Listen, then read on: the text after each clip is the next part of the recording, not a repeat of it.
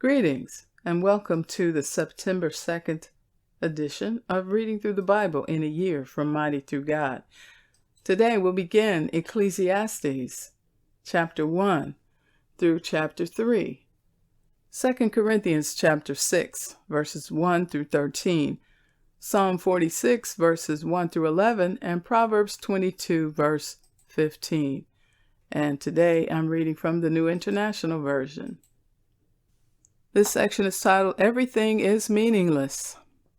The words of the teacher, son of David, king in Jerusalem. Meaningless, meaningless, says the teacher. Utterly meaningless. Everything is meaningless. What do people gain from all their labors, at which they toil under the sun? Generations come and generations go, but the earth remains forever. The sun rises and the sun sets, and hurries back to where it rises.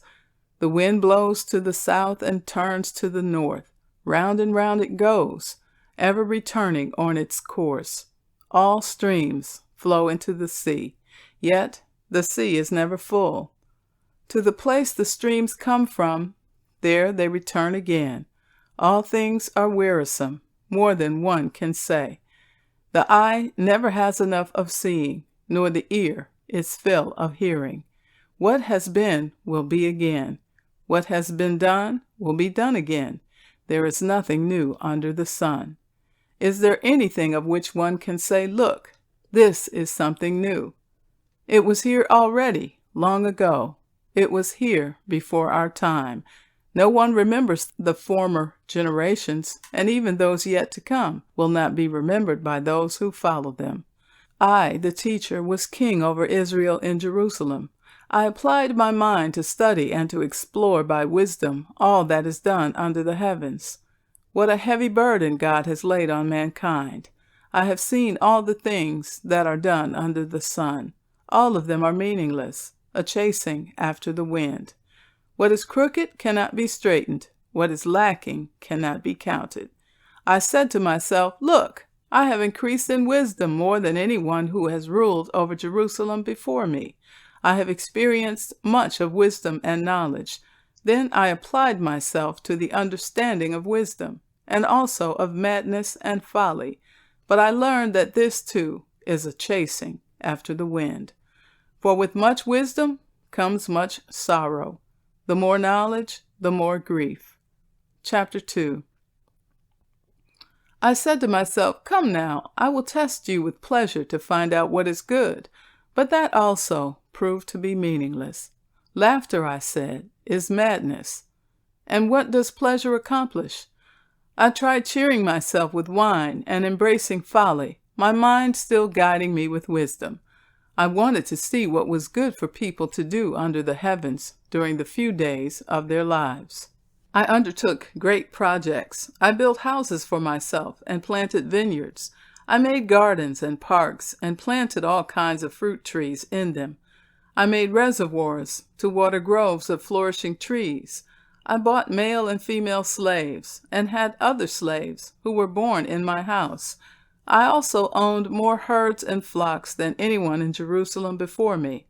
I amassed silver and gold for myself, and the treasure of kings and provinces. I acquired male and female singers, and a harem as well, the delights of a man's heart. I became greater by far than anyone in Jerusalem before me. In all this, my wisdom stayed with me. I denied myself nothing my eyes desired. I refused my heart no pleasure. My heart took delight in all my labor, and this was the reward for all my toil. Yet when I surveyed all that my hands had done, and what I had toiled to achieve, everything was meaningless. I chased after the wind. Nothing was gained under the sun. Then I turned my thoughts to consider wisdom, and also madness and folly. What more can the king's successor do than what has already been done? I saw that wisdom is better than folly, just as light is better than darkness. The wise have eyes in their heads, while the fool walks in the darkness. But I came to realize that the same fate overtakes them both. Then I said to myself, The fate of the fool will overtake me also. What then do I gain by being wise? I said to myself, this too is meaningless, for the wise, like the fool, will not be long remembered. The days have already come when both have been forgotten. Like the fool, the wise, too, must die. So I hated life, because the work that is done under the sun was grievous to me. All of it is meaningless, a chasing after the wind. I hated all the things I had toiled for under the sun, because I must leave them to the one who comes after me, and who knows whether that person will be wise or foolish. Yet they will have control over all the fruit of my toil, into which I have poured my effort and skill under the sun. This too is meaningless. So my heart began to despair over all my toilsome labor under the sun. For a person may labor with wisdom, knowledge, and skill, and then they must leave all they own to another who has not toiled for it. This too is meaningless and a great misfortune. What do people get for all the toil and anxious striving with which they labor under the sun? All their days, their work is grief and pain. Even at night, their minds do not rest.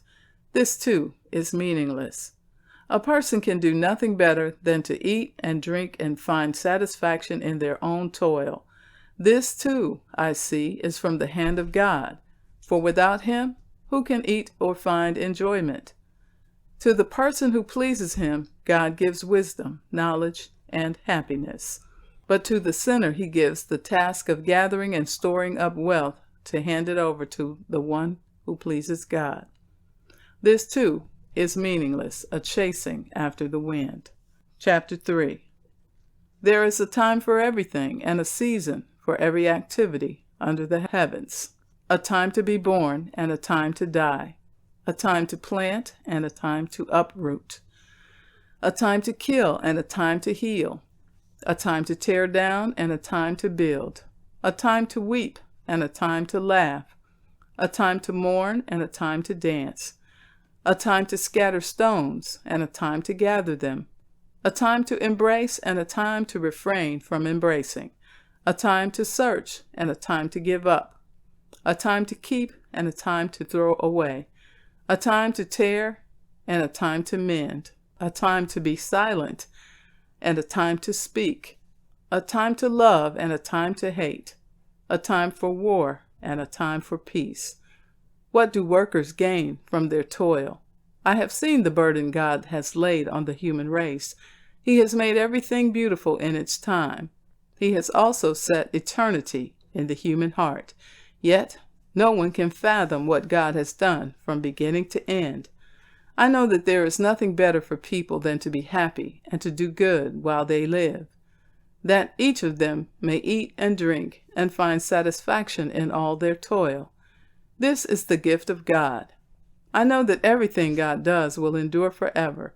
Nothing can be added to it and nothing taken from it. God does it so that people will fear him. Whatever is has already been, and what will be has been before, and God will call the past to account. And I saw something else under the sun.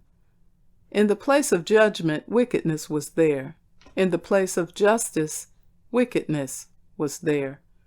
I said to myself, God will bring into judgment both the righteous and the wicked, for there will be a time for every activity, a time to judge every deed. I also said to myself, as for humans, God tests them so that they may see that they are like the animals. Surely the fate of human beings is like that of the animals. The same fate awaits them both. As one dies, so dies the other. All have the same breath. Humans have no advantage over animals. Everything is meaningless. All go to the same place. All come from dust, and to dust all return. Who knows if the human spirit rises upward, and if the spirit of the animals goes down into the earth? So I saw that there is nothing better for a person than to enjoy their work, because that is their lot. For who can bring them to see what will happen after them. 2 Corinthians chapter 6. As God's co-workers, we urge you not to receive God's grace in vain, for he says, "In the time of my favor I heard you, and in the day of salvation I helped you." I tell you, now is the time of God's favor. Now is the day of salvation. We put no stumbling block in anyone's path so that our ministry will not be discredited.